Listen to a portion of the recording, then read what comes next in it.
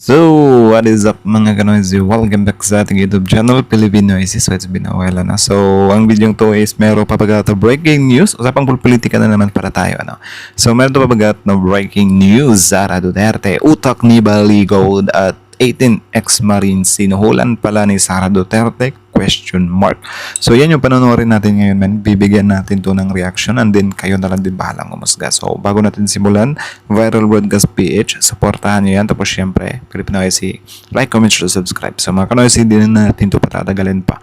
Simulan na natin, baka agawin pa ng China. Again, abamagat ng videong ito. Breaking news, Sara Duterte, utak ni Baligod at 18 ex-marines sinuhulan pala ni Sara Duterte? Question mark. So, ano kaya meron dito para? Viral Broadcast page, Pilipinoisy, like, comment, share, subscribe. Start. Po mga ka-viral and welcome back again to this YouTube channel. Latest update na naman tayo ngayon.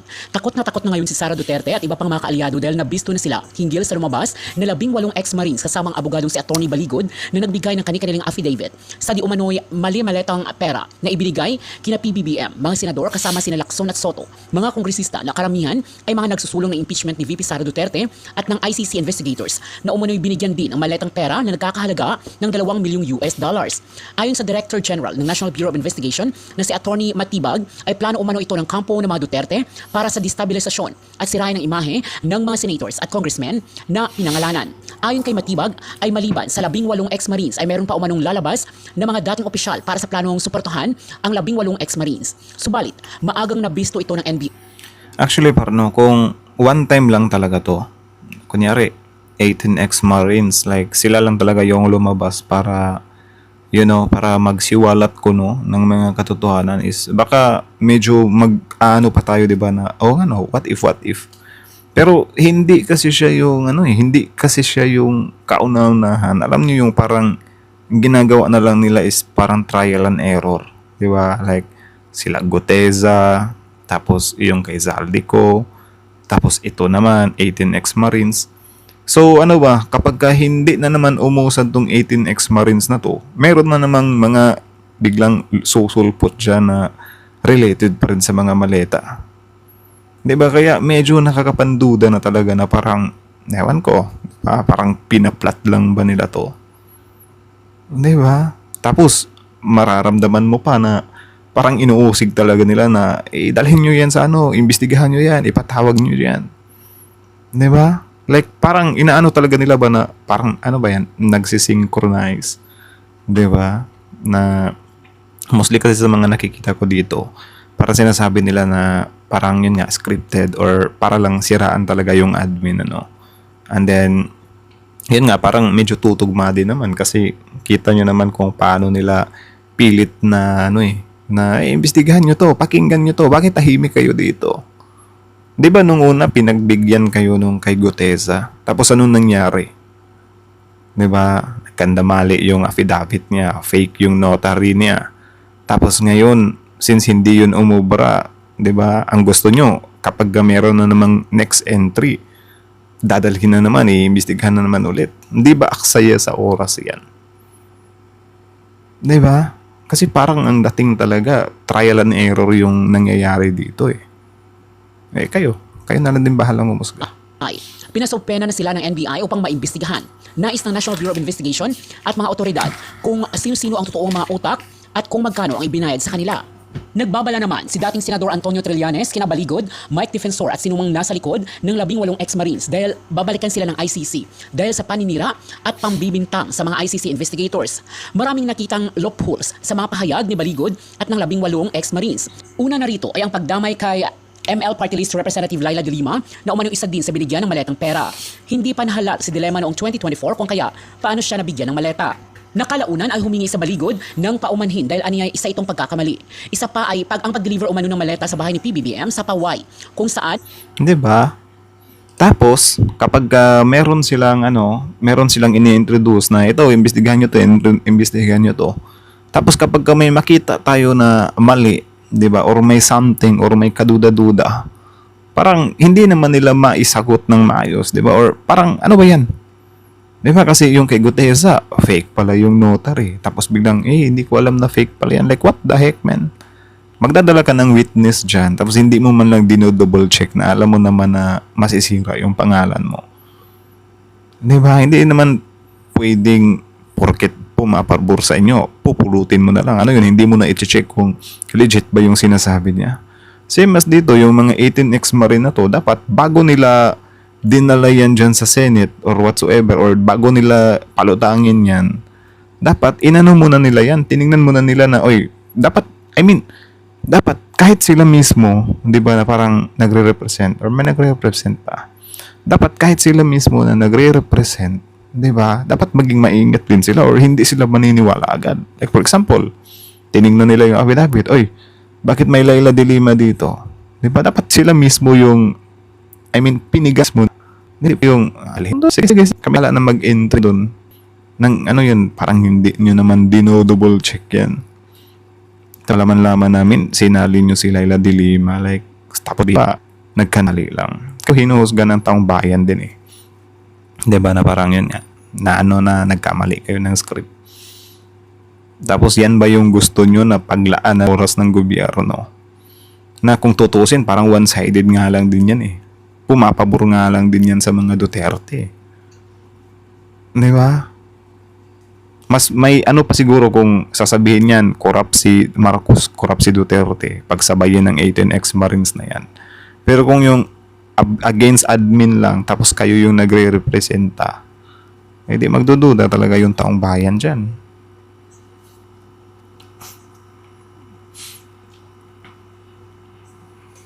Nasa lawag naman ang bahay nito, hindi sa paway. Nais kasi ng kampo ng mga Duterte na pigilin ang pagsulong ng impeachment kay VP Sara Duterte kung kaya, ayon kina Matibag, ay kung ano-ano ang kanilang mga palabas. Hindi na talaga mapipigilan ang impeachment ni Sara Duterte dahil pasado na sa sufficiency in form at sufficiency in substance ang nasabing impeachment. Ang susunod dito ay dadalhin ito sa plenaryo upang pagbobotohan. Tiwala ang nagsusulong ng impeachment na makakakuha ito na mahigit 105 na boto or 1/3 mula sa mga mambabatas, lalo na at matibay ang mga ebidensyang napapaloob sa impeachment sa Vice Presidente. Ayon kay Representative Atty. Bel Zamora, ay nakita nito ang ebidensya galing sa NBI sa seryosong pagbabanta ni Sara Duterte kay PBBM sa unang ginang at dating Speaker of the House. Aniya ay tiwala siya na makukumbinsi nito ang Senado na bumoto upang i-convict si Sara Duterte. Kabilang sa mga kasong napapaloob sa impeachment ay disloyalty to the public trust, bribery or panunuhol, inciting to sedition or grave threat, plunder at malversation of public funds. Malalantad sa taong bayan ang laman ng mga bank accounts, hindi lang ng Vice Presidente pati na rin ang buong pamilya ng mga Duterte. At marireveal sa taong bayan kung sino nga ba si Mary Grace Piatos na isa sa mga pumirma at nakatanggap ng budget ng confidential funds ng pangalawang Pangulo. Binigyan ng 10 araw si Sara Duterte na sagutin ang mga reklamo laban sa kanya sa Justice Committee ng Kamara. At kung hindi ito sasagot ay itutuloy pa rin ang pagpasa ng impeachment sa darating na March 17 sa plenaryo. Mga kabunyog, mga kabayan, magandang araw po sa inyong lahat.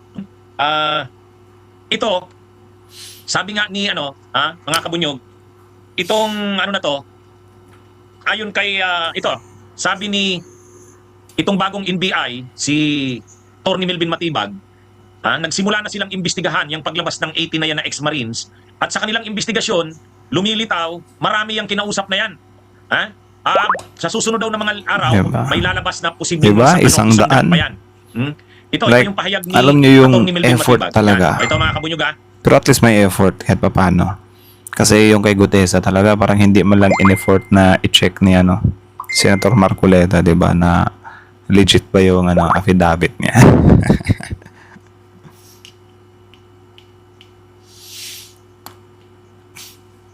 Sabi dito sa Billionaire News Channel, Mas marami pang mga dating sundalo ang posibleng lumutang sa susunod na linggo kasama ng umano'y 18 ex-Marines na nagpakilalang bagman ni resigned Congressman Zaldico. Ito ay ayon sa mga ulat na natanggap ng NBI sa gitna ng kanilang investigasyon sa mga aligasyong ipinukol ng mga personalidad. Mga 100 daw yan eh. So, pero hindi lahat pumayag tungkol dun sa political.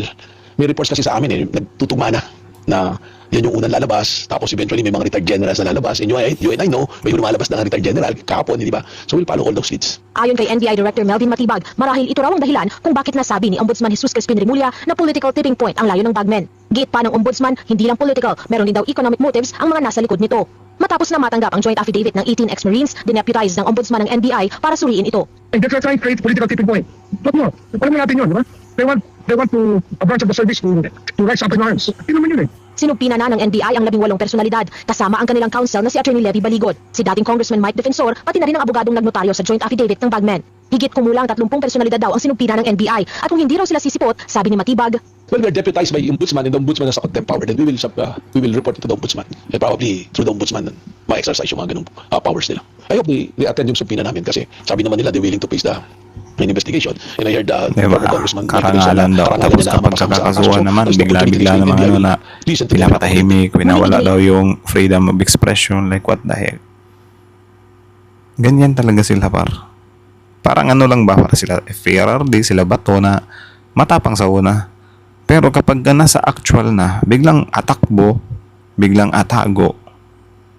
'Di ba? Same lang talaga sila ng ano, 'di ba? Ng mga galawan. Ano 'yan, parang naka-blueprint.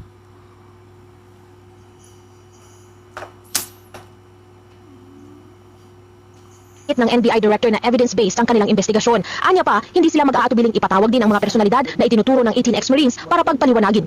O yan ayan mga kabunyog. Kaya medyo, ano ngayon, busy ngayon itong bagong katatalaga pa lang na NBI Director, si Attorney Melvin Matibag. Sabi niya, minumonitor na nila. At sa Wednesday daw, isinubpina na nila yung 18 na yon, yung 18. Pinatawag na nila yung 18 na ex-Marines at saka pati si Mike Defensor, pati si Attorney Libby Baligot, pati yung nagnotaryo ng sinasabing sinumpaang salaysay ng mga ex-Marines na yon. Kaya yan mga kabunyog, mga kababayan, kumbaga, medyo nakaka-monitor ang gobyerno ngayon, medyo nakaka-monitor ng mga galawan ngayon ng gobyerno, namumonitor nila itong mga nangyayaring ito, itong paglabas ng 18 na ex-Marines, itong sunod-sunod na mga presscon. Kailang presscon na ba yan? Halos every other day may presscon eh. At sa susunod pa daw na araw, may lalabas pa 100 daw yan ng mga personalities ng military. Karamihan former members ng military. Kaya ito mga kabunyog, mga kababayan, ito ang nakakaano dito. Kasi itong bagong NBI director na ito, si Attorney Melvin Matibag, dating cabinet secretary yan, sekretarya ng gabinete ni PBB ni Duterte. At saka siya ang dating secretary general. Dating Secretary General yan ng PDP laban. Actually, kaya kahit ordinaryong tao lang, like kahit tayo, parang na natin yung galawan ng mga Duterte talaga like, wala, same lang talaga sila ng parang isang yapak lang yung pinagsundan, di ba? Like, yun nga, yung matapang, di ba, sa salita, tapos kapag time will come, papanagutin na, biglang magtatago. Like, kita nyo naman yan, halos lahat ng nasa panig ng Duterte, more on tago-tago talaga sila. Kaya ito si Sara Duterte, hindi na nakapagtataka to kung if ever ma-impeach nga to, di ba? Magtatago din to. Yun nga si FPRRD kung hindi lang yun hinarang sa airport, tapos alam nila na may warrant na si FPRRD or hinahanap na ng ICC. Baka nagtago-tago na rin yan. Di ba? Baka nagkasama na sila ni Bato ngayon. Si Kibuloy lang, ewan ko kung si Kibuloy bakit nahuli siya, ewan ko kung dahil ba yun sa trust or tiwala talaga siya na nandun lang siya sa simbahan niya. Sa simbahan ba nahuli si Kibuloy? Di ba? Kasi si Bato ngayon, si Bato pala hindi pa naman talaga siya hinuhuli. Pero may nakita akong post na nag-golf siya. Like, golf gusto, trabaho Senado ayaw, di ba? Like, may si Bato pala na nag-golf siya. Pero yun nga, same lang talaga sila ng mga style, ng mga yapak. Like, kita nyo naman ngayon, yung parang pinoportray ni Sara Duterte is yung tatay niya, di ba? Like, ginagaya niya ngayon yung way ni FPRRD. Yun din naman kasi yung gusto ng mga DDS supporters eh. Diba? Doon sila parang mas nabubuhayan ng loob.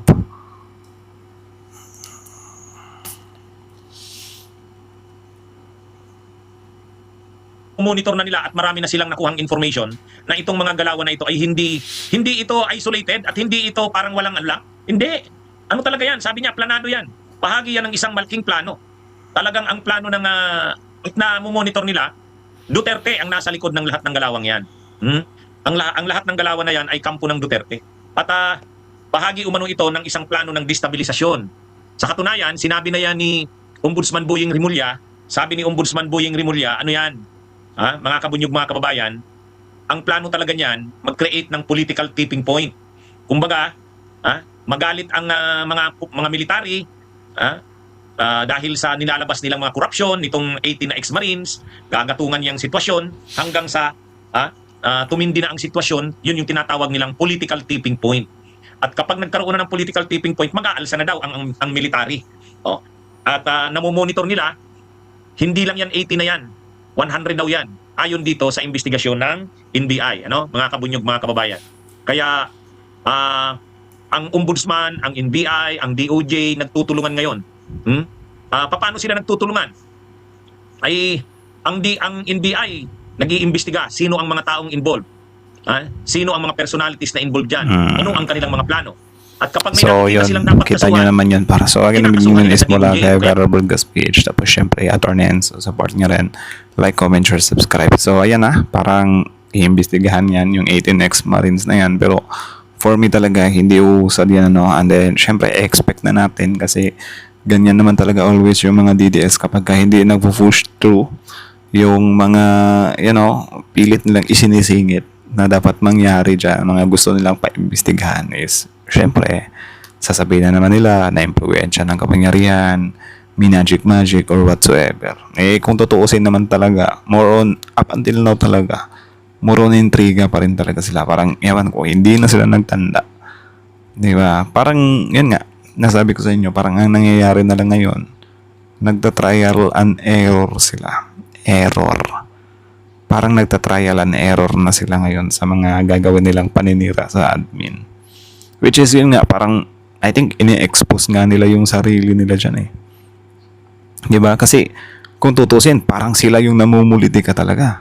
Napilit nilang pinapabagsak yung administrasyon kasi gusto nilang palitan sa kapangyarihan.